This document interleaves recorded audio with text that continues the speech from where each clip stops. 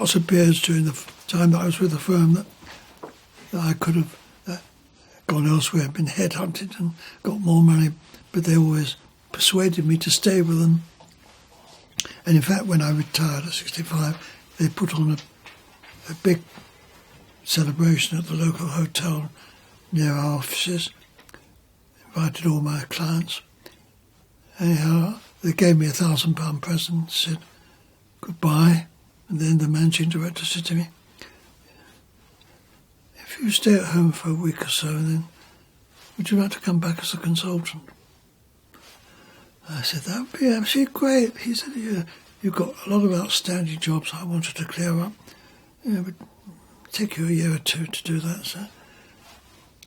So I was at home for 10 days, and it was sheer hell. I didn't know what to do with myself. I'd read the newspaper, I'd watch television. None of my friends were available, they were all at work. What did I do with myself? Anyhow, on the Monday following retirement, I went back on a part-time basis, not to the London office, but to the Luton office, responsible for all 8 offices up and down the country to sort out problems. And it was like one big holiday. I was travelling either by air, by car, by train to all these places, sorting out the problems. Coming back, I had to stay in as many 5-star hotels as I wanted to. And I got involved with a shelter for the submarine at Faslane in Scotland. You know, with a nuclear submarine, we administered the building of a shelter, and I had to do the costing for that. So I was up in Scotland quite frequently, and to get into the base, it took about an hour to be cross-examined before you could allow me in the base. And the meeting would start at 9 o'clock, so I'd have to stay overnight in Troon on the Scottish coast, which was an absolutely lovely place to stay, bang on the Scottish coast. And the following morning I would drive to Faslane and spend an hour getting for a 10-minute meeting, and then come home. And it was one long holiday.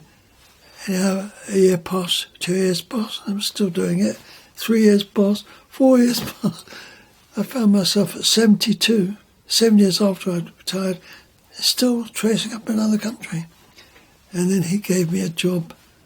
Virginia gave me a problem in Edgware.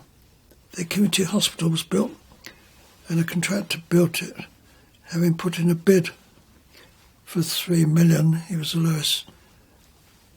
His costs turned out to be $4.5 million, and he claimed the $1.5 million. And it was up to me whether to authorise that before the National Health would pay it. And of course, when I examined it, I had a team of 4 people working with me in our Luton office, and when we examined it, we could only come to about $750,000, half of what he was asking. And we said to him, this is all we're going to authorise. Okay?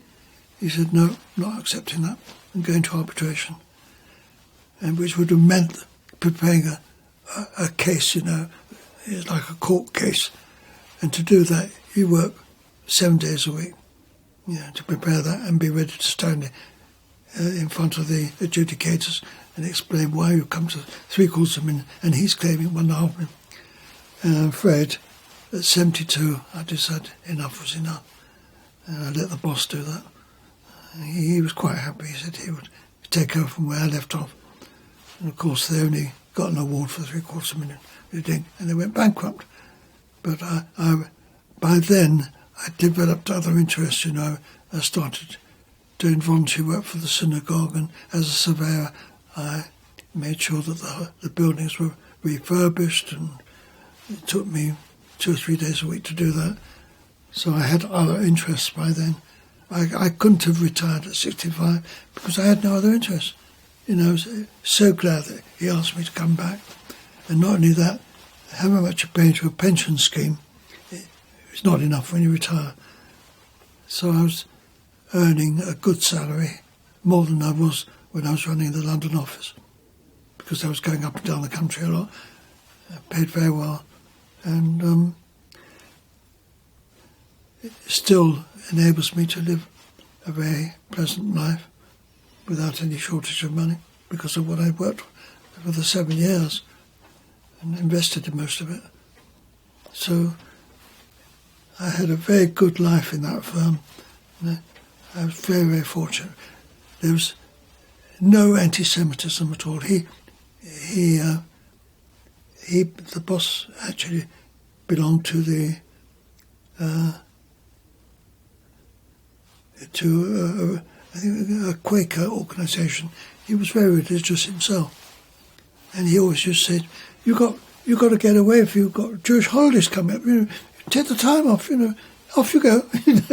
I mean, I was the only Jewish boy in the firm, but he was so kind towards me, and for a time I became ill. I was ill for about 3 months, and he paid my salary for the whole 3 months. And when I came back, he put me on part-time working. I couldn't have had a more wonderful employer. And I was there from 16 to 72. Fantastic, really. I was so pleased that I got involved with that organisation. They've grown, they've become international now. But I was very, very lucky. And did you experience any anti-Semitism during your RAF service? Not at all. Even when I was in Germany, I'm sure they knew I was Jewish, but I didn't come across anything at all like that. And had you been going to synagogue regularly in the time leading up to going into the Air Force? Oh, yeah. Yeah, my father would see to that. And how did that change once you were actually in the service? Well, there was a Reverend Mosquito who used to run the synagogue at Lauderdale Road, and when the war started, he saw a need to keep servicemen aware of the religion. And what he used to do is he ran a correspondence course, and he sent books to ex-servicemen, including myself, and you could read books and answer his questions on the religion. And once a month you would send it back to him for marking. And for the whole time that I was in there, I had this regular contact with this rabbi at Lauderdale Road Synagogue who ran a service specifically for servicemen. So, I was looked after. Shall we come back to the rabbi being brought out? Was it brought out to Germany, or what was that bit? When we stopped. Oh, you were talking about the rabbi who ran the moral leadership courses, I think. Reverend Brown. Yeah. He's no longer alive. He came over and... Where did he come over to? Brunswick to the... He managed to hire or rent or buy a property in Brunswick, which he turned into a house for the Jewish boys and girls that were in the services. You could go and spend a weekend there, or go on a moral leadership course there, went for the Passover celebration there. It was a recreational place that we could go to, paid for by the hospitality committee at Woburn House, which was specifically there for servicemen. And he came over and he spent a week with us on the moral leadership course. It was oversubscribed, and there wasn't a bed for me to sleep in. And he said, "Well, I've got a spare bunk in my room, you can use that." So I was in the same room as the chaplain. I got first-class treatment. He made me work for it. I had to recite a prayer on the Sabbath, which I wasn't ready to do, but I had to practice the whole week. And You mentioned that you didn't see anything of the Americans; they were elsewhere. Was there any talk of them, or did people have particular opinions about the Americans? Well, we knew they were there.